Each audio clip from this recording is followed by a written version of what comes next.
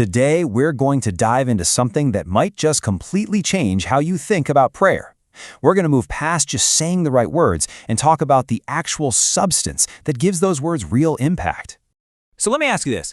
Have you ever been there? You're praying, you're believing, you're doing everything you think you're supposed to do, but nothing's happening? Well, this question right here, it gets to the very heart of what we're going to unpack. You did everything by the book. You spoke to God, you were sincere, you laid it all out there. And you even took it a step further, right? You used your voice, you declared things with what you believed was real authority. And then, crickets. The situation didn't budge. And if we're being honest, it probably left you wondering, does any of this stuff actually work? Look, that frustration is real, it's valid, and there might just be a very good reason for it. So, let's get right into the first big idea here.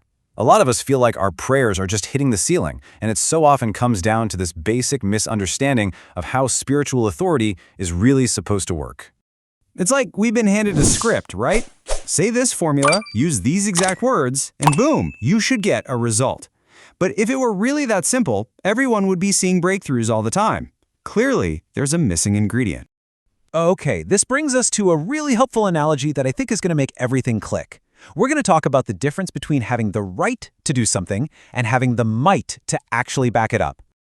So just get this picture in your head. You've got an officer of the law standing right there in the street. He's got the uniform, the badge is gleaming, he looks the part. And with a powerful voice, he yells a command. Now, just imagine, someone looks at him and realizes it's all for show. There's no force, no power, nothing to back up that command. All of a sudden, that authority feels, well, pretty hollow, doesn't it? The command has absolutely no weight. And here's the absolute crucial point. Authority is the badge. It's the legal right to act. But power is the ability to actually enforce that right. See, in the Bible, Jesus gave his followers both. The problem is, so many of us are trying to operate with just the badge, and we've completely forgotten about the power needed to make it mean something. Let's see how this builds, because this isn't just some abstract idea. The Bible talks about power as if it's a real, tangible thing, almost like a physical substance you can feel. You probably know this story. This woman has been suffering for years. She's tried everything, she's totally out of options, and she has this one desperate belief. If she can just get close enough, just touch his clothes, something has to happen. She is completely focused. And you know what? It works. The second her hand makes contact with his robe, she feels it in her body. She's healed. But here's the fascinating part. Jesus' reaction. He doesn't just keep walking. He stops, dead in his tracks. Think about it. He's in this chaotic crowd. People are bumping into him left and right. And he asks this really strange question. Why? Because he wasn't just bumped. Something was drawn from him. Something significant happened that he could actually physically feel. The implication here is just, wow, it's profound. Spiritual power isn't just a metaphor. Jesus literally felt it leave his body, and that shows us that it's a real, tangible substance.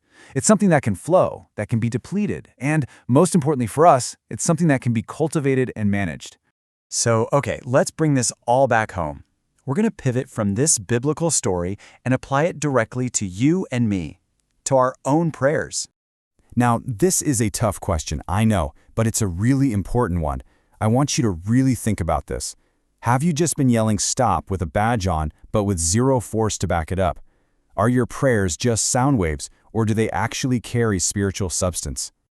All right, so if our prayers need this substance, this weight, the next obvious question is, well, where does it come from? How do we actually generate this spiritual power? And here's the answer, right in the scriptures. It's not just any old prayer. It's not a casual 5-minute distracted prayer. It is effectual, fervent prayer that actually makes power available. It produces something real. So what in the world does fervent even mean? Well, simply put, it means you are all in.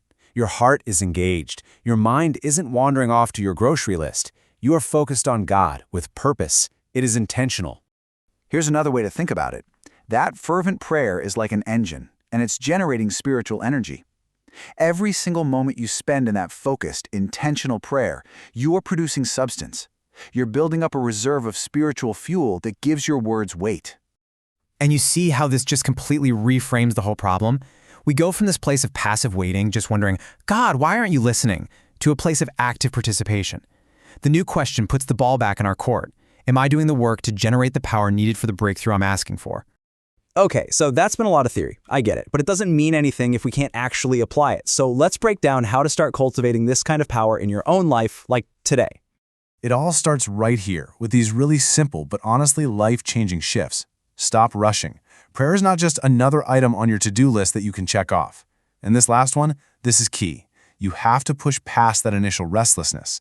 Stay in that place of focused connection even when it starts to feel a little uncomfortable, because that's where depth is found, and depth is what produces power. So here's the big takeaway. The goal isn't to just shout louder at your problems. The goal is to build a deeper well of spiritual substance through real, fervent, focused prayer, so that when you do speak, your words finally carry the force to actually make things move.